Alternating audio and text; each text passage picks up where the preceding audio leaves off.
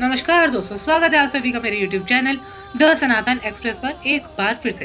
तो आज है माता का 7वां नवरात्र। मोस्टली आज तो सभी का नवरात्र होगा, चाहे वो छठ साते रखते हो, चाहे वो सप्तमी अष्टमी रखते हो, चाहे वो फर्स्ट क्लास रखते हो, किसी तरह रखते हो। आज मोस्टली सभी का फास्ट होगा। तो आप सभी को अंतिम नवरात्रियों की शुभकामनाएं। और आज हम जानते हैं माता के 7वें स्वरूप अर्थात काल रात्रि के बारे में कि ये कौन है। सबसे पहले तो इनकी आइकॉनोग्राफी पर ध्यान देते हैं। ये गंधर्व वाहिनी है, अर्थात ये गधे पर बैठती हैं। अब आपने हर रूप में नव दुर्गा को देखा होगा, या तो वो किसी पुष्प पर आरूढ़ है यानी कि ममता में है, किसी सिंह पर आरूढ़ है या सिंहनी पर आरूढ़ है क्योंकि वो शक्ति का प्रतीक है, या फिर किसी गाय या बैल पर आरूढ़ है क्योंकि वो शांति का भी प्रतीक है। किंतु गधा ये बहुत अलग है। क्यों? माँ काल रात्रि असल में काल अर्थात समय की देवी है, और समय हमेशा शांति से चलता रहता है, बिल्कुल गधे की भांति। वो शांति से अपना कार्य करता रहता है, आपको फर्क पड़े ना पड़े। अब इनकी कथा पर आते हैं। माँ काल रात्रि वो देवी है ये काली ही है, माँ महाकाली ही है।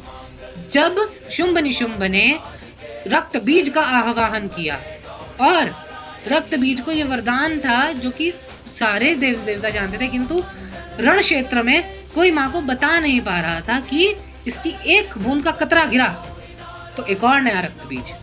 तो माता वाराही हो, सप्त मातृकाएं हो, षोडश मातृकाएं हो, 64 योगिनियां हो, जैसे ही रक्त बीज पर आहत करें उसकी रक्त की बूंदें गिरती और अनेक रक्त बीज प्रकट होते।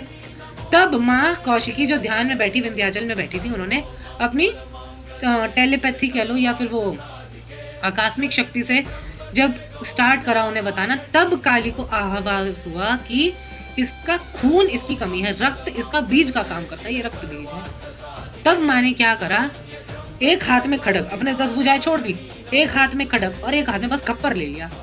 अब हुआ असली तांडव शुरू काली का। जैसे कहते हैं ना, काली का तांडव जब चलता है तो महाकाल भी नहीं बोलते बीच में, वो शुरू हो गया।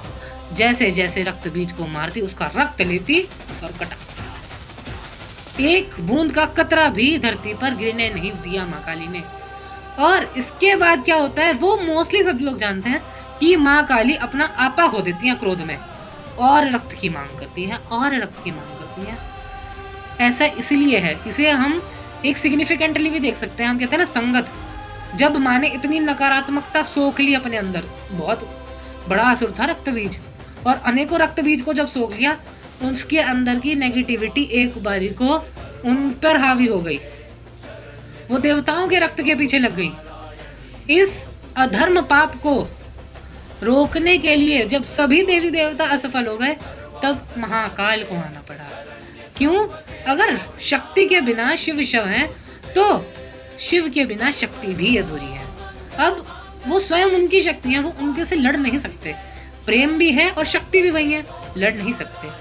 वो क्या करते हैं कि प्रेम तो है ना, तो जो उनका स्थान है, अगर वो वहां किसी तरह पहुंच जाए तो वो शांत हो जाएंगी, तो वो उनके मार्ग में लेट जाते हैं, शव रूप में आ जाते हैं। और जैसे ही माँ उनके वक्ष पर पैर धरती है, यानी कि अपने अपने स्थान पर उनके हृदय पर पैर रखती है, उनका मन विचलित हो जाता है, ये मैंने कहीं गलत जगह पांव रख दिया, वो शांत हो जाती है। काली की जब जीभ अंदर तो क्रोध बाहर होता है, और जब जीभ बाहर तो क्रोध अंदर होता है। इस आइकॉनोग्राफी को सुनकर आप लोग समझ ही गए होंगे। अब माँ की जिह्वा बाहर आ जाती है, माँ शांत रूप में हो जाती है, और फाइनली विनाश रुक जाता है माता आदिशक्ति के हाथों। तो आपको लगता होगा कि अब तो सब कुछ खत्म हो गया, अब सब कुछ कर लिया माँ ने लाइफ में, एक लेडी ने सब कुछ अचीव कर लिया। जहाँ आजकल के टाइम पे क्या होता है, लेडीज बच्चों को सेटलमेंट करके सोचती है मेरी लाइफ कंप्लीट हो गई, वहाँ माँ दिखाती है कि आप उसके आगे भी अपनी पहचान बना सकती हैं। कात्यायनी रूप में माँ आई, महिषासुर मर्दिनी कहलाई, काल रात्रि बनकर, काली बनकर माँ आई, रक्त बीज का संहार करा। अब आप सोचेंगे अब आगे के 2 दिन का क्या रोल है, तो जुड़ रहिए मेरे साथ और पता लगाइए क्या है माँ के आखिरी 2 रूपों का राज। तो जय माता दी।